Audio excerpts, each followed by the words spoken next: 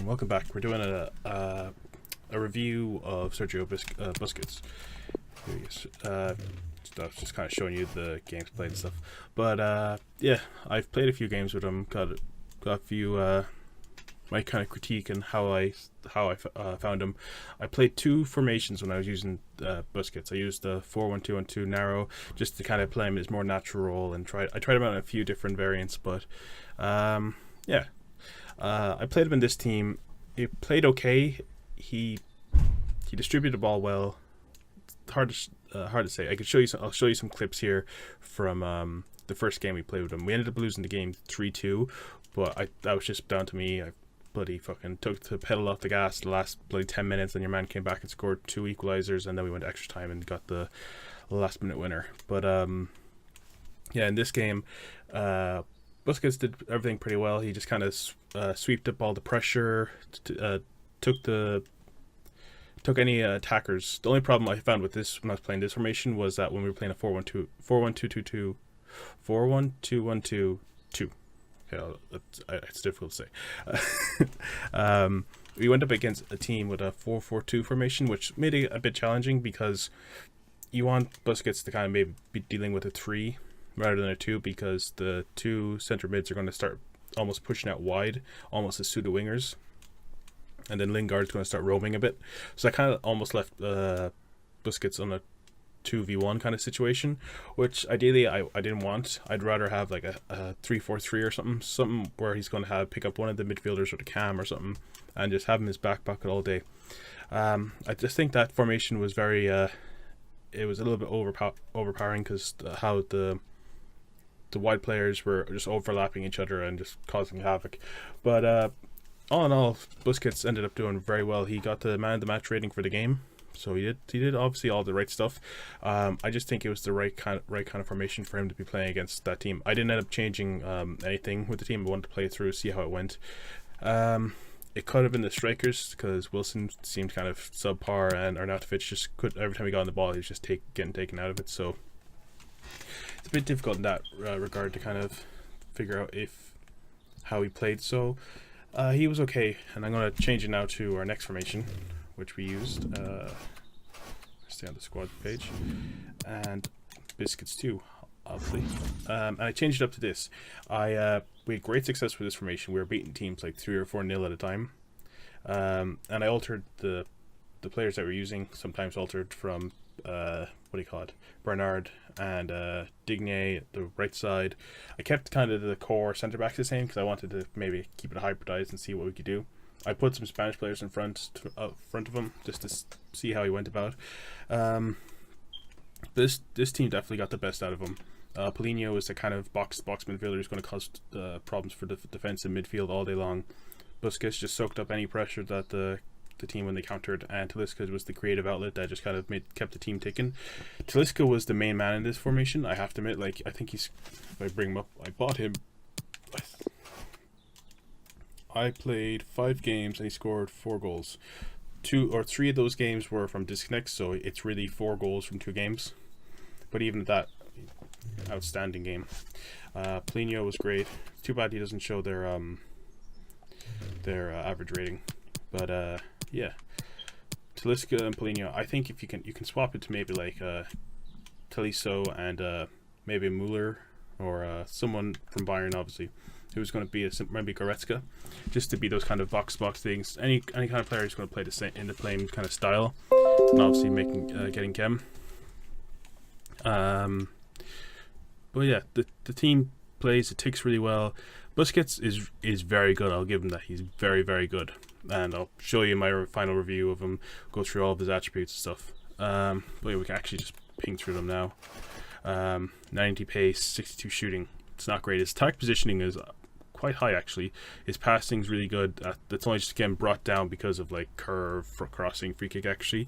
But his short passing's 88, vision's 86. Dribbling, it's not high, but his ball control's really good. His reactions are really good. Composure's really good. Dribbling's really good, which is ironic because his dribbling's 78. Oh, I suppose. His defending's 90, 92 interceptions, 72 heading accuracy, 95 marking, 91 stand tackle, 84 slide tackle. And physicals are pretty good. His jumping's not great, but other than that, he's decent. He's pretty good. Played a few games. I'll show you the highlights here. It's more so of the other players, because when you're doing really well and you get countered and you just kind of get the ball back and redistribute. And I think the way I played with this formation really kind of stuck with Sergio, just because I like to play a passive move kind of style, so like through balls, passing. I don't really do too many over the tops. I don't think the right hand side had too much pace. Like Bernardeschi is decent enough pace, but if I was going to do a long ball, I was going to do it over the left hand side with Bernard, because he's going to get past his left back or his full back quite or would it be right back? Whatever. Get past his full back quite handily with that pace, and then just send it across in, or cut back and play a through ball into the box or something. But yeah, Sergio was really good just getting a tackle in, picking up the ball and redistributing maybe to Paulinho or Talisca, and Talisca would just bomb forward. So he was more the guy who's going to sit there as soon as they counter, get the ball back and redistribute again. More kind of like his real life duo, I guess, if that's not even right. But yeah, he played really well. Personally, like, he played well. He does the job you want him to do. He's the kind of center defensive mid, obviously, because that's the position, or the position he comes out in. But yeah, he plays okay. He does the job. He's really good at what he does, but I think he's worth about, let me double check actually, so we can list on transfer market and compare price. Last night he was going for about, he's going for around around the 300 mark, and personally I don't think he's worth it. He's going to drop down back to like his 40 something pace. Like, for if you're going to pick him up and just use him maybe as in a FUT draft or something, maybe, or not a FUT draft, a squad builder challenge, but even then you're better off just picking up the, what do you call it, I don't know what's going on there. Okay, but yeah, I don't really think he's worth that amount. So he's probably worth about 300, probably around the 300 mark. Personally, I don't think he's worth it. He plays really well in this formation, but I think obviously I played 3 or 4 games with him, and the first game he was okay. When you were doing the 4-1-2-1-2, or do we do? We first started off with a 4-1-2-1-2 diamond with the 4-1-2-1-2-2, the second variant, where we had Busquets in the middle with Denis Suarez on the left and Herrera on the right. He played okay. I found that the CDM was pushing up more farther than Denis Suarez was. Suarez was almost sitting in behind Busquets, which was weird. He was almost playing as a more advanced centre mid, because we still had a cam, but the cam was slightly pushed in behind the strikers. It might have been because the cam was pushed up that the CDM also pushed up behind him. But I found the majority of the time that Denis Suarez was playing as a CDM and Busquets was constantly getting out of position. I can't tell if that's because of the formation, but I played a couple of games. I didn't really enjoy him in that, and then I swapped it to this. Just making a little hybrid, just trying stuff out. I swapped a couple of players around. We did Bernardeschi with Desciglio, another kind of couple of other Brazilians or Spanish players, just to kind of try different variants, different paces, and every single time we seem to get a similar result. Try 2 different midfielders in front of him. I find that if you have a good, like, a box to box with like the likes of Paulinho and a more creative outlet with Talisca, they're going to cause damage, and Busquets just picks up anything that gets past him, and he sweeps it up and delivers it, and his passing's great. He has a great shot on him. You can pick up the ball from like 35 yards and take a shot, and just, it's dead straight, and almost always goes into the back of the net. I scored 2 goals with him. 2, yeah, both penalties, but he hit the post a few times.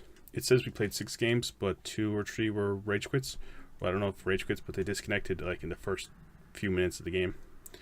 So, but yeah, he's good. I don't think he's worth the 300 mark. Like, if you're going to get him, you might as well get his base card.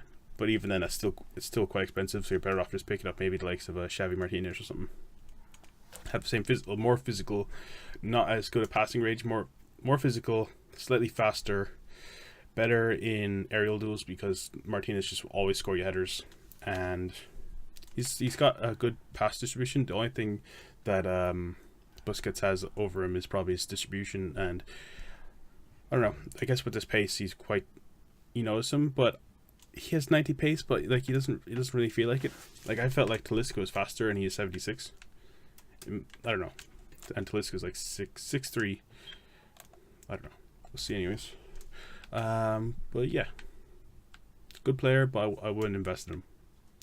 That being said, I'm going to sell him on for like 300k after this video. So, but yeah, thanks everyone for watching. Hope you enjoyed. Please like and subscribe, and I'll see you guys next time. Bye.